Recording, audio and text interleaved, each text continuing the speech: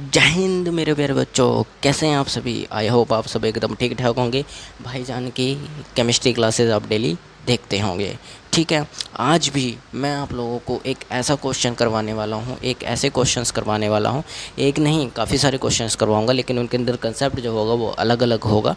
ठीक है, अलग अलग तरीके के कंसेप्ट होगा और इसके अंदर आप इसको कह सकते हो कि इन कंसेप्चुअल क्वेश्चन से आपकी वन शॉट रिविज़न हो रही है। इन कंसेप्चुअल क्वेश्चन से आपकी जो पीछे आपने पढ़ा है इलेक्ट्रोकेमिस्ट्री में वो सारा का सारा रिवीजन हो रहा है और आपकी और दोबारा से पीछे जाने की ज़रूरत नहीं पड़ेगी। ठीक है, तो आज भी हम एक ऐसा क्वेश्चन करने वाले हैं। ठीक है, उनके अंदर जितने भी क्वेश्चन होंगे वो सब के सब बोर्ड एग्ज़ाम के लिए बहुत इंपॉर्टेंट है। और एंट्रेंस एग्ज़ाम में तो किरचॉफ लॉ ज़रूर आता है, किरचॉफ बोल रहा हूँ, कुरलस लॉ ज़रूर आता है, कुरलस लॉ। ठीक है, तो कुरलस लॉ के बारे में मैं आपको थोड़ा सा बताने वाला हूँ, जो है आपका ये। ठीक है, कुरलस लॉ होता क्या है, दरअसल आप लोगों को पता है क्योंकि मैं आपको जो हूँ स्टार्टिंग में ही करवा चुका हूँ कुरलस लॉ। ठीक है, आप लोगों को डिस्क्रिप्शन में वीडियो लिंक मिल जाएगा। ठीक है, और टेलीग्राम लिंक भी मिल जाएगा। ठीक है, मैं आपको टेलीग्राम में एक मैंने ग्रुप बनाया है टेलीग्राम पर, आप लोग उसमें जाकर पीडीएफ भी आपको मिल जाएगी, अब की बार पीडीएफ में मिल जाया करेंगी और उसके अंदर आपको नोट्स भी मिल जाएंगे और साथ ही साथ। ठीक है, आप लोग वहाँ पर ज्वाइन कीजिए और आपको जैसे अगर मैं फ़िज़िक्स की डालना शुरू करता हूँ तो फ़िज़िक्स का भी आपको वहाँ पर कंटेंट मिल जाएगा। ठीक है, तो अब अपने यहाँ पर आया है। ठीक है, तो किरचॉफ लॉ मैंने आपको पहले भी कराया था, तो अब भी करा देता हूँ। किरचॉफ लॉ होता क्या है कि इन्फिनाइट सोल्यूशन जो डाइल्यूशन होता है वो होता है जो इन्फिनाइट डाइल्यूशन पर किसी भी इलेक्ट्रोलाइट की, ठीक है, किसी भी इलेक्ट्रोलाइट की लिमिटेड मोलर कंडक्टिविटी, किसी भी इलेक्ट्रोलाइट की लिमिटेड मोलर कंडक्टिविटी और उसके उसके इंडिविजुअल आयंस और कैटायंस की मोलर कंडक्टिविटी के सम को हम क्या बोलते हैं, किरचॉफ लॉ बोलते हैं। क्या करते हैं, किरचॉफ लॉ। ठीक है, जैसे देखो, अगर मैं बताऊँ तो मेरा कहने का क्या मतलब है, किसी भी इलेक्ट्रोलाइट की, ठीक है, मान लो कोई भी इलेक्ट्रोलाइट है ये, ठीक है, इलेक्ट्रोलाइट है, ठीक है, इस इलेक्ट्रोलाइट के अंदर इस इलेक्ट्रोलाइट की मोलर कंडक्टिविटी, ठीक है, और साथ ही साथ electrolyte molar conductivity plus of anions जो इस इलेक्ट्रोलाइट में प्रेजेंट है। ठीक है, और एनायंस एंड इसमें ब्रैकेट लगा देता हूँ प्लस कैटायंस की मोलर कंडक्टिविटी। ठीक है, मोलर कंडक्टिविटी के सम के बराबर क्या होता है आपका, कुरलस लॉ होता है। क्या होता है, कुरलस लॉ होता है। क्या होता है, कुरलस लॉ। किसके, इलेक्ट्रोलाइट के अंदर कोई भी इलेक्ट्रोलाइट है, ठीक है, जिसके उस इस इलेक्ट्रोलाइट की मोलर कंडक्टिविटी के साथ साथ आप लोग अगर कैटायन और एनायंस की मोलर कंडक्टिविटी को भी जोड़ देते हो तो उससे क्या बन जाता है, आपका कुरलस लॉ बन जाता है। ठीक है, क्या बन जाता है, कुरलस लॉ। और कुरलस लॉ का फॉर्मूला जो है आप लोग देख सकते हो, इसको ए एक्स बी वाई से दिखाया जाता है। A X B Y delta M naught, lambda M naught.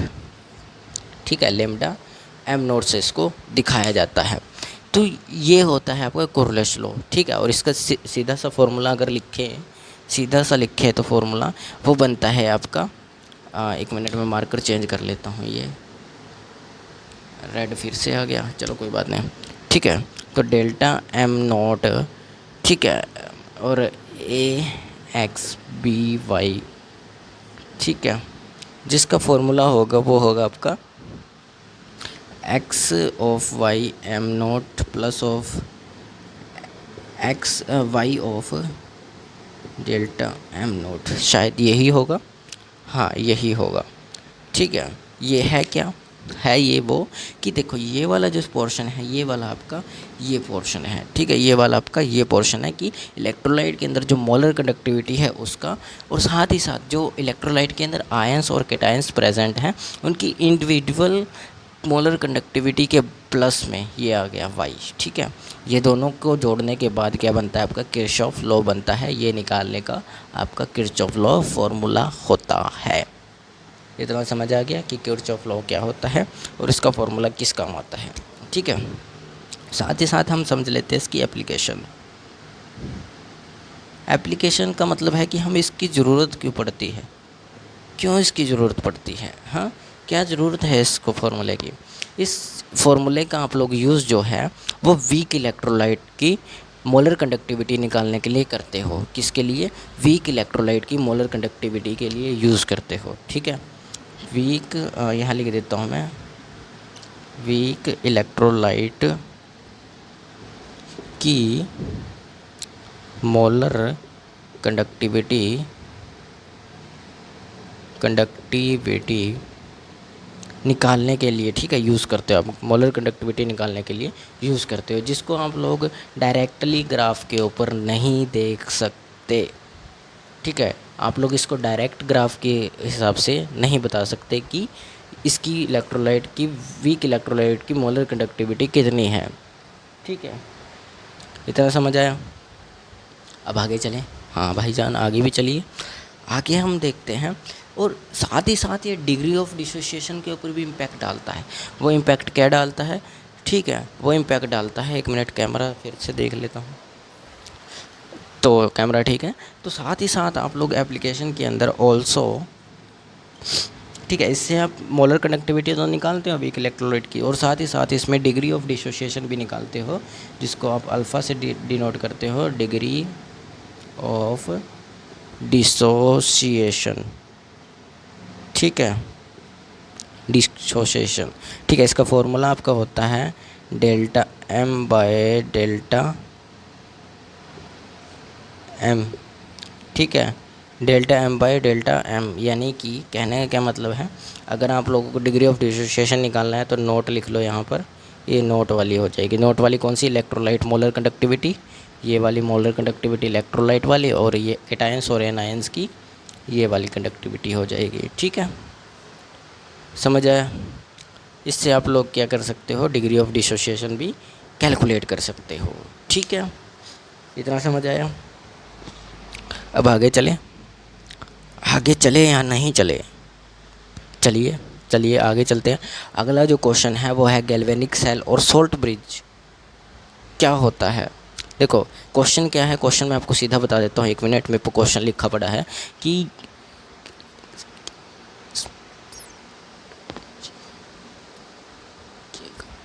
ठीक है, क्वेश्चन है आपका, इसको मिटा दें, इसको मैं मिटा देता हूँ। ठीक है, लिख तो लिया ही होगा, टाइम मैंने दे दिया आपको लिखने का। ठीक है, कंसेप्चुअल क्वेश्चन है। ठीक है, ये भी आपको आसान ही क्वेश्चन है, ज़्यादा मुश्किल नहीं है। इसमें क्या है कि गैल्वेनिक सेल क्या है, और साथ ही साथ सोल्ट ब्रिज कैसे काम करता है।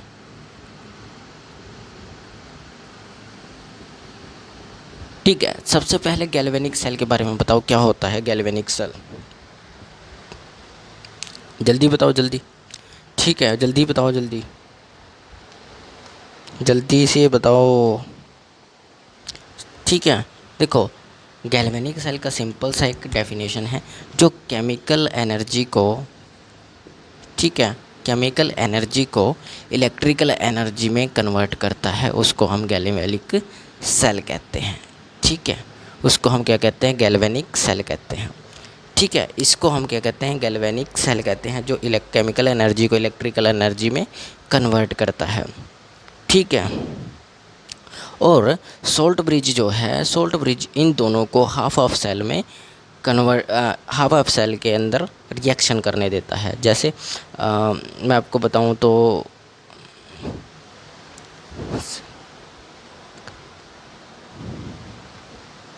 ठीक है, देखो अगर मैं आपको बताऊं, मैंने आपको वैसे गैल्वेनिक सेल स्टार्टिंग में करवा दिया था, ये आपके कंसेप्चुअल क्वेश्चंस हैं।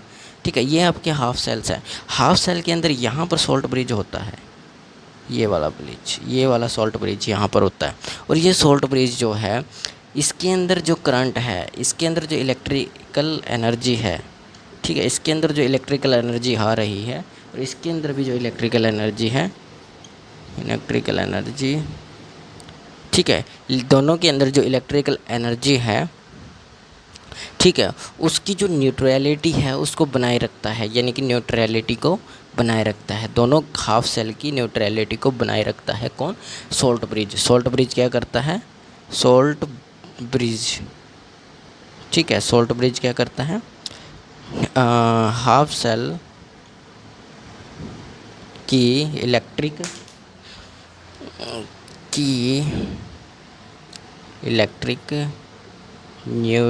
न्यूट्रलिटी को बनाए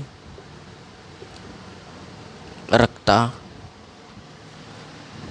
ठीक है, क्या करता है? बनाए रखता है न्यूट्रलिटी को, ठीक है, न्यूट्रलिटी को बनाए रखता है। इतना समझ आया?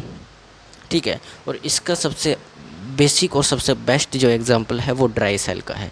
क्या है? ड्राई सेल है, ठीक है, इतना समझ आया। अब oxidation, half cell, cathode, anode, ये सब आपको पता है क्या होता है। इस तरह लेफ़्ट हमेशा ऑक्सीडेशन होगी और राइट हमेशा रिडक्शन होगी, ठीक है, सेल के हिसाब से आप ऐसे पता कर सकते हो। और साथ ही साथ आप लोग बताओगे कि इस तरफ रिडक्शन हो रही है तो यहाँ कैथोड होगा, और यहाँ पर एनोड, ऑक्सीडेशन हो रही है तो यहाँ पर एनोड होगा, ठीक है। पॉजिटिव, नेगेटिव, ये सब चीज़ें आप लोग अपने हिसाब से बता सकते हो, और इनके नाम भी मैंने आपको बताए थे। इसका नाम होगा cathode half cell, oxidation anode half cell, और लेफ़्ट हाफ सेल, और साथ ही साथ इसको बोल सकते हो ऑक्सीडेशन हाफ सेल, ठीक है, और नेगेटिव हाफ सेल, ठीक है। और ये भी हो सकता है राइट हाफ सेल हो गया, कैथोड हाफ सेल हो गया, रिडक्शन हाफ सेल हो गया, और पॉजिटिव हाफ सेल हो गया, ठीक है। इसके नाम भी ये हैं, और इनके अंदर रिएक्शंस आप अलग अलग तरीके कर सकते हो। ZnSO4 हो जाएगा यहाँ पर, और साथ ही साथ जिंक की रोड ले सकते हो, कॉपर की रोड ले सकते हो, किसी तरीके से आप लोग इसको रिएक्शन कर सकते हो, क्योंकि गैल्वेनिक सेल मैं पहले बता चुका हूँ। उसका बस मैं थोड़ा सा ओवरव्यू दे रहा हूँ, क्योंकि रिवीजन चल रही है तो रिवीजन के अंदर ओवरव्यू देना बनता है, ठीक है, तो ओवरव्यू ही दे रहा हूँ इसीलिए, ठीक है। तो अब इसको आप लोग लिख लो, क्या क्या काम करता है, क्या नहीं करता है, ठीक है। अब हम फिर आगे चलते हैं कि आगे क्या काम, आगे हमारा क्वेश्चन क्या है, ठीक है, वो देखते हैं।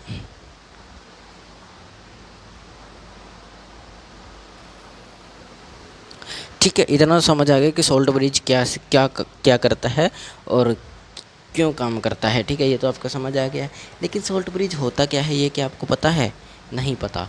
बताओ फिर क्या होता है। देखो, सोल्ट ब्रिज जो होता है, सोल्ट ब्रिज जो होता है एक यू शेप, ठीक है, यू शेप ट्यूब होती है, ठीक है, यू शेप ट्यूब होती है जिसके अंदर, ठीक है, जिसके अंदर, ठीक है, जिसके अंदर क्या भरा होता है? बताओ मेरे को, क्या भरता है? इनर्ट इलेक्ट्रोलाइट भरा होता है। क्या होता है? इनर्ट इलेक्ट्रोलाइट भरा होता है, ठीक है। क्या भरा होता है इसके अंदर? इनर्ट इलेक्ट्रोलाइट भरा होता है। इतना तो समझ आ ही गया होगा कि इनर्ट इलेक्ट्रोलाइट भरा होता है, ठीक है। क्या भरा होता है इसमें? इनर्ट इलेक्ट्रोलाइट भरा होता है। जैसे आप लोग एग्जांपल के हिसाब से देखिए, तो एग्जांपल आपका बन जाएगा जैसे KCl हो गया, KNO3 हो गया, HCl, ये सब के सब आपके क्या हो गए? इलेक्ट्रोलाइट हो गए, वो भी इनर्ट इलेक्ट्रोलाइट हो गए, ठीक है।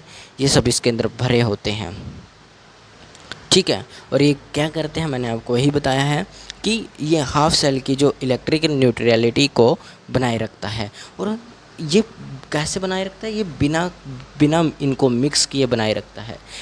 ज़्यादातर हमें क्या करना पड़ता है, अगर किसी इलेक्ट्रोलाइट की हमें क्या करनी है, न्यूट्रलिटी बनाए रखनी है, तो उनको मिक्स करना पड़ता है।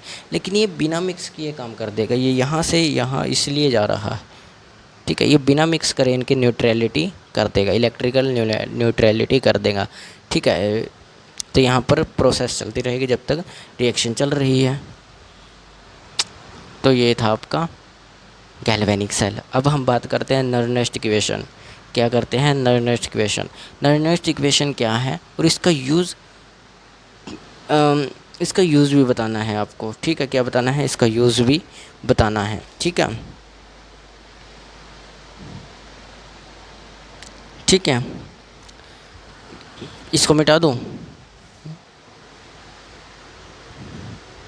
ठीक है,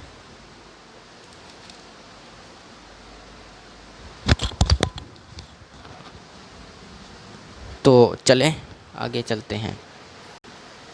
चलो इसको मिटा देंगे।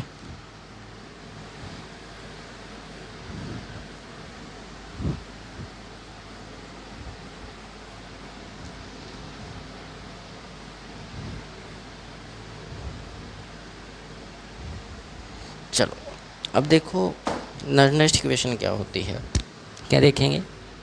नर्नेस्ट इक्वेशन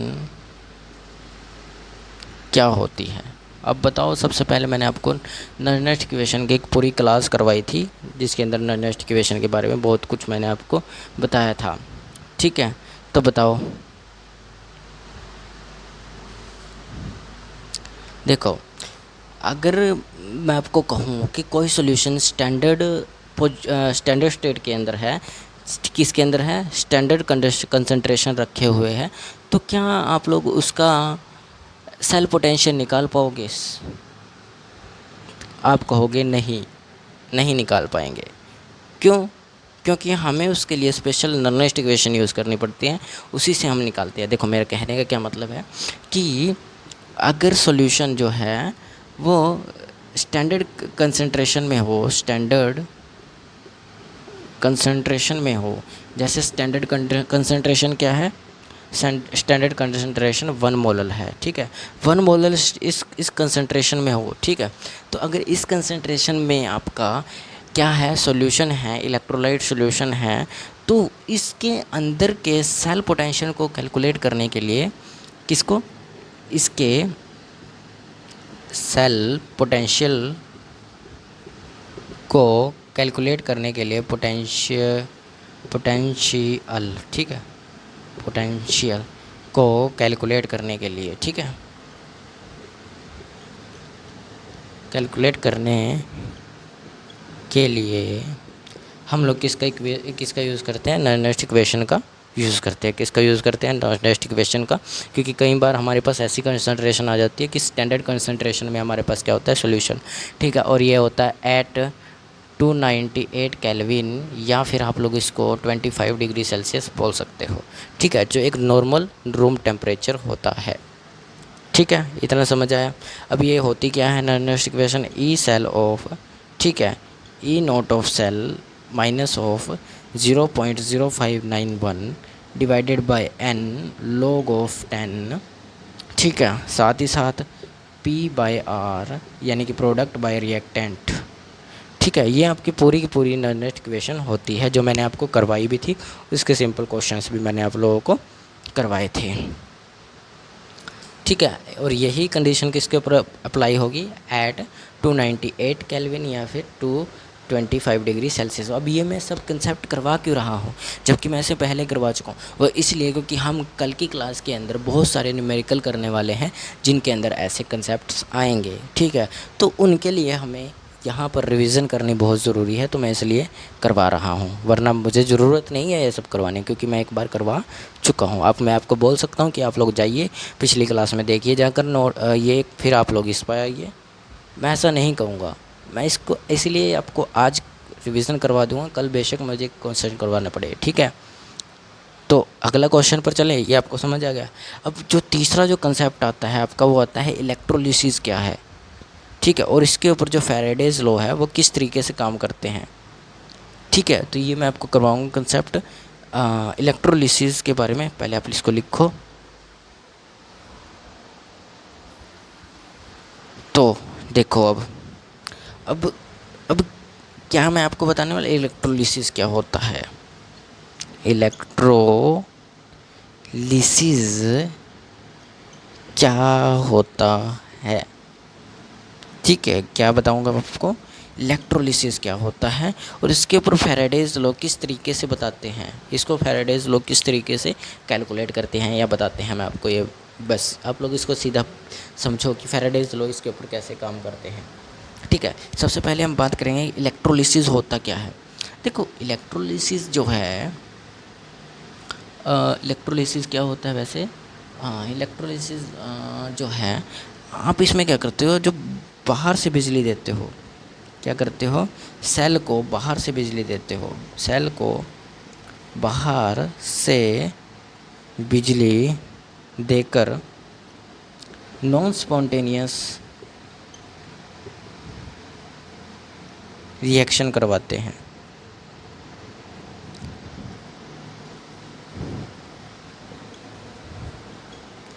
और इसी प्रोसेस को हम क्या बोलते हैं, इसी प्रोसेस को हम बोलते हैं इलेक्ट्रोलिसिस। क्या बोलते हैं, इलेक्ट्रोलिसिस।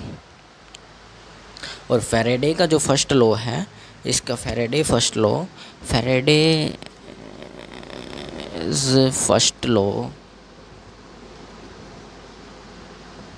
फर्स्ट लॉ जो है वो क्या कहता है, वो कहता है कि जो डिपॉजिट मास है वो किसके किसके प्रोपोर्शनल होगा, करंट के प्रोपोर्शनल होगा।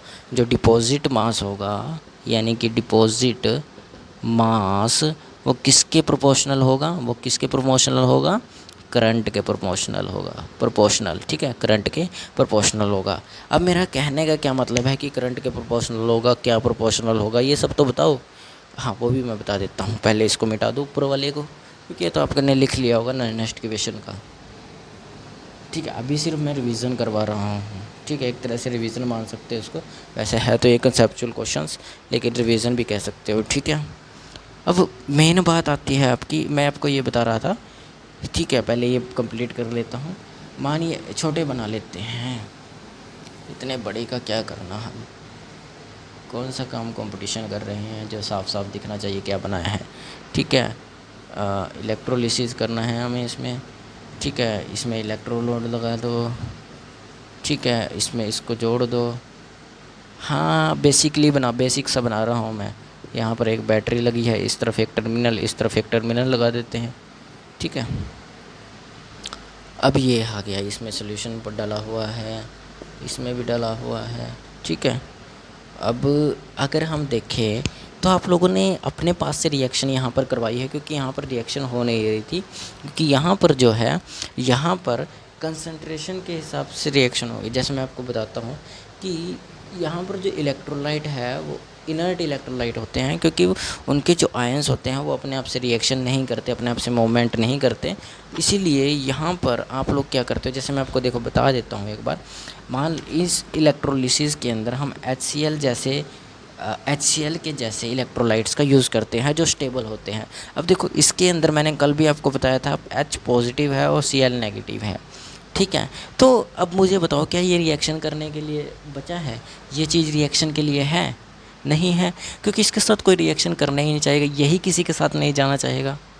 कहेगा मेरे पास तो अपना है दोस्त, मैं तो इसी के साथ रहूँगा।